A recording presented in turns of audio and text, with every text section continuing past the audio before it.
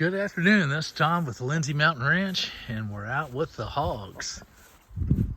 Thought we'd do a little quick video on rotating the hogs, and this is a new area. We just put them in a few minutes ago. This is where they came from, and we like to rotate them. However, we don't rotate them quite as often as we probably should. You really don't want to leave them in one area too long, just for the simple fact that it ends up rutting it up like this, which is okay because we actually want them to clean up the fence rows, and especially like this one down through here. It's got a lot of briar patches in that. But this is basically the way it looks after they get done. Now we've left them on this one for probably a few weeks, and which was really longer than what we should have. But the hogs are hard to rotate. They're not trained like the goats and the sheep, so they're more apt to do their own thing. And once you get them trained to the electric fence, they don't want to leave the area. They know they're going to get shocked. Now this area here, this is where they were prior to this over here. And you'll have to excuse the video quality. We're trying some new gadgetry over the course of the weeks as we go along and trying to improve our video quality, so you have to excuse us. Half the time I don't really know what I'm doing when I'm buying stuff. So, but anyway, this here is where they were at. We took the tractor and we kind of graded this, smoothed it out a little bit. And this here is fresh where they just left. So we'll cover it back up and we'll probably reseed it too. Our big thing though is we want to get these fence lines cleared out, especially with the briars and stuff. Now they're not going to eat the briars. So we'll have to come back in with the saw or our weed whacker with the saw blade on it and take care of that. But now they're in this area and you can see they've already started rooting, which they'll do, and it's fine, especially up around this fence. Now one thing we're doing a little different this time, usually we have this poly wire, we have this all the way down and across the back, and we're going to try to see how the barbed wire back there works. And we're just running the electric, the poly wire, electric or solar fence on 3 sides. Now I might come out here tomorrow and these guys might be out. Once they might figure out that barbed wire doesn't hurt them. But that one, there's a 1, 2, 3, 4, 5, 6. That's a 6-strand fence and it's in good shape. But I really want them to get this stuff cleared out, and to where we can kind of get these trees cleared out a little more and kind of get a canopy established over the fence lines for the cows when they come through.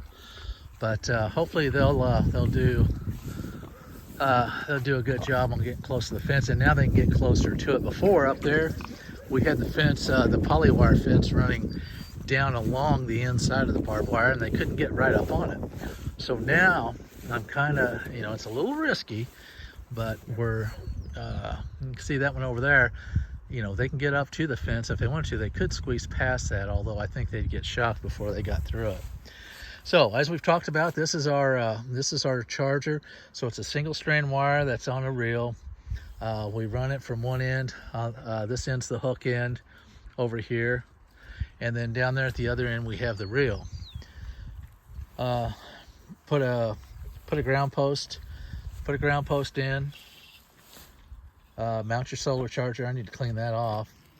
And then that's got a lithium ion battery in it. I don't know how big or small it is off the top of my head. This one's an S12, so I'm not sure. It'll put out about 9,000 volts. Now it's not constant, so every time this little green light blinks, that's when it's active. So it comes on and off. But I've never had any problems with these. These are so easy to use. They're reliable, even in the dead of winter. So we're going to just to check now. Like I said, I just got this up and running a while ago. The hogs are a pain in the you-know-what to move. So now what I really want to do is I want to check and make sure on these hogs I like to have probably at least 5,000, I think it's kilovolts the way this is read. So right here, let's see here.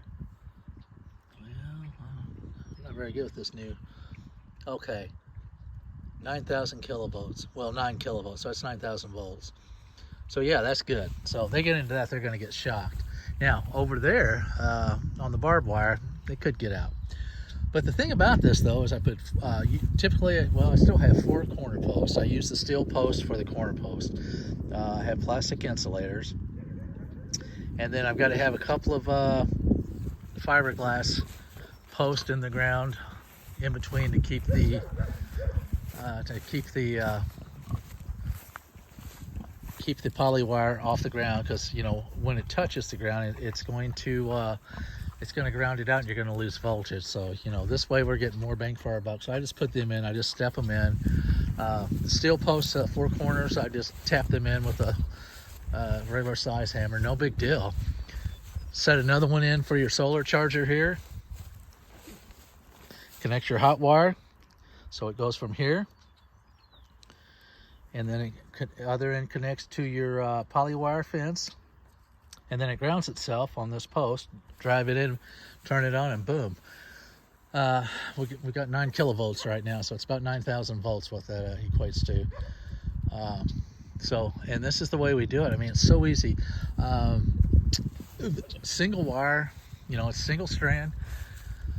The hardest part's getting the hogs from like right here. A while ago I had this set up right here. This was the end of their old paddock. I had this end of the new one open so they could just walk right in, but they wouldn't.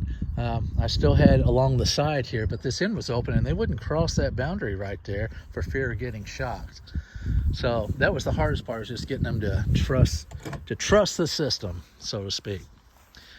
So anyway, that's the way we do our hogs. I do feed them grain once a day. I don't know how many pounds I give them. I give them a bucket like this. I've got 3. What is this? A 3 gallon? This is like a 3 gallon bucket. So I fill that up with grain for them, throw it out there, and the 3 of them get it. But the ideal thing to do is to keep them rotated fairly often. And I don't do that enough. We get busy with the other things we're trying to do and get the farm up and running, so we don't rotate them as much as we should. But however, the benefit of rotating them, okay, now it is hard on the ground, but like I said, we're up against the fence. We can't get the hay baling equipment quite this close to the fence anyway. So you know, we've been coming in here trimming trees like right here, but the benefit though is they're leaving poo, which fertilizes it. And then also the quality of meat down the road is going to be better with them rotating than just keeping them in a solid area. Now you can do that. There's a lot of homesteaders out there that you know, that keep them in a pen, but I would rather have them out there rotating them and then getting them to eat the forage like they're doing. See them eating the grass there and that. I don't know, we might be better off putting the nose rings in them, you know, to keep them from rutting real bad. But if you leave them in a place like we did over there, they were probably over there for a number of weeks. And like I said, we've been busy and they were good there. And I was a little leery about getting them out here in this westernmost field we have, because that's Lindsay Mountain back there. And, you know, we got a lot of coyotes back there. And until I got our guardian dogs back there, I wasn't real gung-ho about putting them back there. So anyway, they're happy.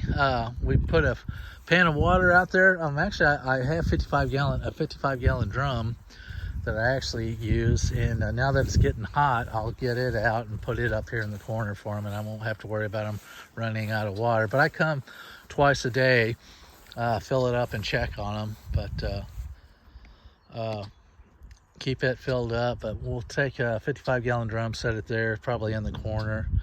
And that way they've got plenty of water when it starts really getting hot. But it's really ideal to, like I said, to rotate them more often. But we'll probably leave them here No, probably, I don't know, probably 5 to 7 days right now.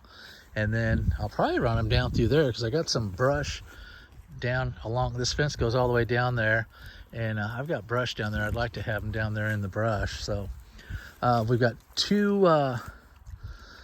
females. I think they're Durocs, if I'm not mistaken. And then that one right there, that boy there, he's our boar. He's a Yorkshire. And so I believe this girl here, I believe that she is probably got some in the oven, some piglets in the oven. So that's what we're wanting. This one here probably will have before too long. They're not the quality of what we did have, but as we've been here, we've had some. Okay, now see, he just touched the wire over there, so he touched it. I don't think he's gonna press on it too much more though. Yep, there you go.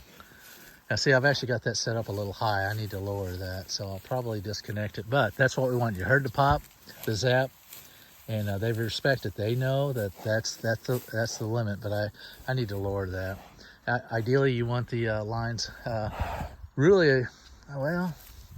It's pretty close, but a little lower than that because the pigs run with their heads down, and they're always leading with their nose. So you want it nose level from the close to the ground, and that there's a little bit high. But however, though, with that zap, they're not gonna get too close to this wire. They know, like this one here is a little lower to the ground, so this is really probably more ideal. So I'll have to turn that off to mess with it though. You get zapped with that 9,000 volts, and even though it's just brief, it's enough to get your attention. So, but yeah, over here on the back side, they don't have any zap.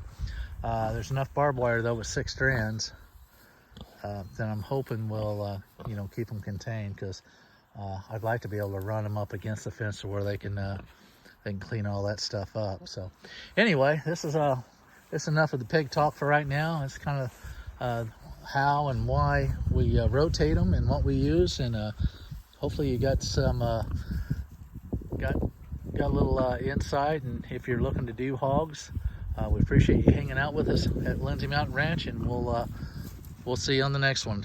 Remember to please like and share our videos. It helps the algorithm on YouTube to get our videos out to more people. We sure appreciate it. Take care.